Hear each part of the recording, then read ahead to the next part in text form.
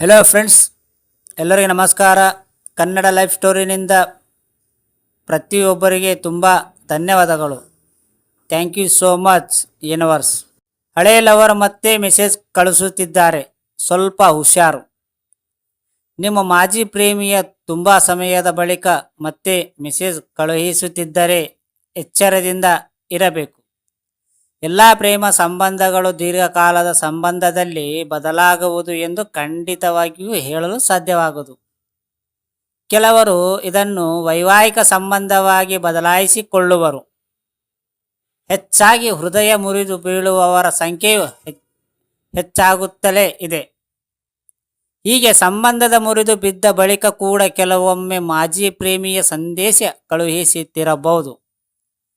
ಈ ಸಂಬಂಧವು ಸಂಪೂರ್ಣವಾಗಿ ಮುರಿದು ಹೋಗುತ್ತೆ ಮತ್ತು ಆಗಿರುವಂತಹ ನೋವನ್ನು ಮರೆಯಲು ಪ್ರಯತ್ನಿಸುತ್ತೇನೆ ಎನ್ನುವ ಹೊತ್ತಿಗೆ ನಿಮಗೆ ಒಂದು ಸಂದೇಶವೊಂದು ಬರುತ್ತದೆ ಮತ್ತು ಇದರಲ್ಲಿ ನಾವಿಬ್ಬರು ಮಾತನಾಡಬಹುದು ಎಂದು ಹೇಳಲಾಗುತ್ತದೆ. ಇದನ್ನು ನೋಡಿ ನಿಮಗೆ ನಿಜಕ್ಕೂ ಆಘಾತವಾಗುವುದು. ಈ ಅಚಾನಕ್ ಮೆಸೇಜ್ನ ಕಾರಣವೇನು? ಹೃದಯ ಮುರಿದುವಂತಹ ವ್ಯಕ್ತಿಯ ಮತ್ತೆ ನಿಮ್ಮೊಂದಿಗೆ ಮಾತನಾಡಲು ಪ್ರಯತ್ನಿಸುತ್ತಿದ್ದಾನೆ. ಆತ ಬೇರೆಯವರ ಜೊತೆಗೆ ಪ್ರೇಮದ ಬಲೆಗೆ ಬಿದ್ದು ಬಳಿಕ ಇದನ್ನು ಕೂಡ ಮುರಿದಿರಬಹುದು. ಈ ಅಚಾನಕ್ ಮೆಸೇಜ್ನ ಹಿಂದಿರುವಾಗ ಕಾರಣವೇನು ಮತ್ತು ನೀವು ಇದಕ್ಕೆ ಉತ್ತರಿಸುವ ಮೊದಲು 2 ಬಾರಿ ಆಲೋಚನೆ ಮಾಡಬೇಕು. ಯಾಕೆಂದರೆ ನೀವು ಮತ್ತೊಮ್ಮೆ ಆತನ ಜೊತೆಗೆ ಸಂಬಂಧ ಬೆಳೆಸಿದರೆ ಅದರಿಂದ ನಿಮ್ಮ ಹೃದಯದ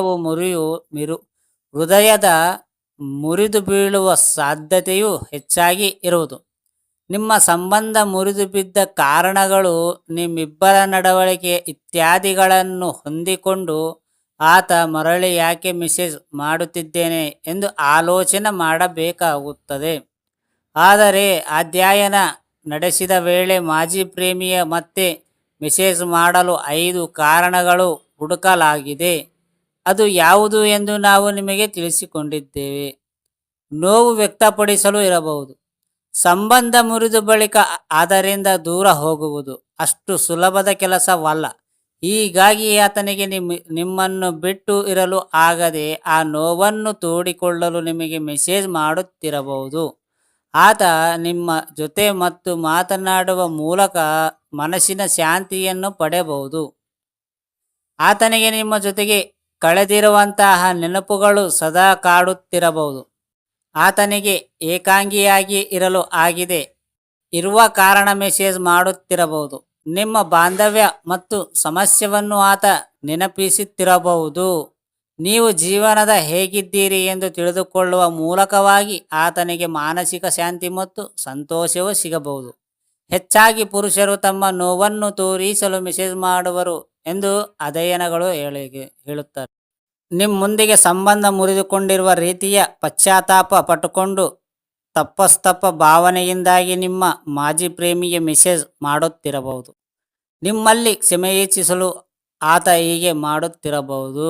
ಯಾರು ಸಂಬಂಧ ಮುರಿಯುತ್ತಾರೋ ಅವರೇ ಕೆಲವೊಂದು ಸಂದರ್ಭದಲ್ಲಿ ತುಂಬ ನೋವಿಗೆ ಒಳಗಾಗುವವರು. ಆತ ನಿಮ್ಮೊಂದಿಗೆ ಸಂಬಂಧ ಮುರಿದಿದ್ದರೂ ಈಗಲೂ ನಿಮ್ಮ ಹಾಗೂ ನಿಮ್ಮ ಭಾವನೆಗಳ ಬಗ್ಗೆ ಆತನಿಗೆ ತುಂಬ ಚಿಂತೆ ಕಾಡುತ್ತಿರಬಹುದು.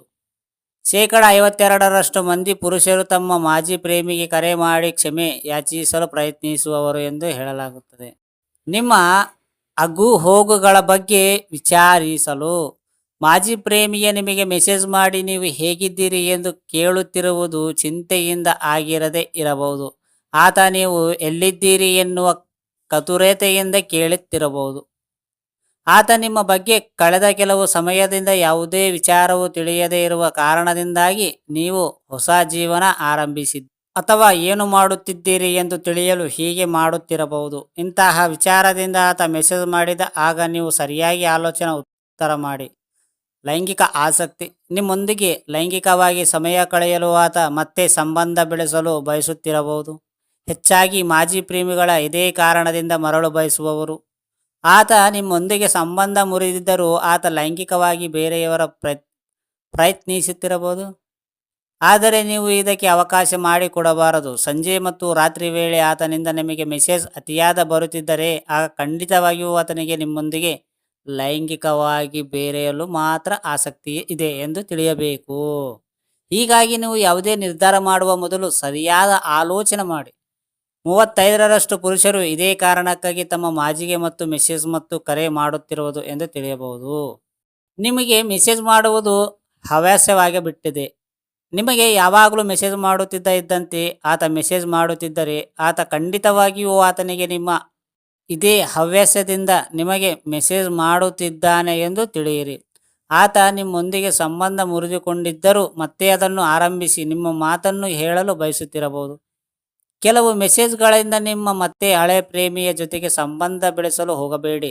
ಧೈರ್ಯದಿಂದ ನೀವು ಸರಿಯಾದ ಉತ್ತರವನ್ನು ನೀಡಿ. 60% ಪುರುಷರು ಅಭ್ಯಾಸದಿಂದಲೇ ಇಂತಹ ಮೆಸೇಜ್ಗಳನ್ನು ಕಳುಹಿಸುತ್ತಿರುವವರು ಎಂದು ಅಧ್ಯಯನ ಹೇಳುತ್ತಾರೆ. ಮರಳಿ ನಿಮ್ಮನ್ನು ಬಯಸುತ್ತಿರಬಹುದು. ಆತ ಮತ್ತೆ ಮೆಸೇಜ್ ಮಾಡುತ್ತಿದ್ದಾನೆ ಎನ್ನುವ ಸಂತೋಷದಾಗಿ ನೀವು ಕುಣಿದು ಕುಪ್ಪಾಳಿಸುವ ಬದಲು ಮೊದಲ ಆರಂಭವಾಗಿ ಆತನೊಂದಿಗೆ ಮಾತನಾಡಿ ಮತ್ತು ಆತ ನಿಜವಾಗಿಯೂ ನಿಮ್ಮನ್ನು ಮರಳಿ ಬಯಸುತ್ತಿದ್ದಾನೆಯೋ ಎಂದು ತಿಳಿಯಿರಿ. ಆತನಿಗೆ ಸಮಯ ನೀಡಿ ಮತ್ತು ಆತ ನಿಜವಾಗಿಯೂ ತನ್ನ ಮಾತನ್ನು ಉಳಿಸಿಕೊಳ್ಳುತ್ತಾನೆಯೋ ಎನ್ನುವುದು ನೀವು ತಿಳಿಯಬೇಕು.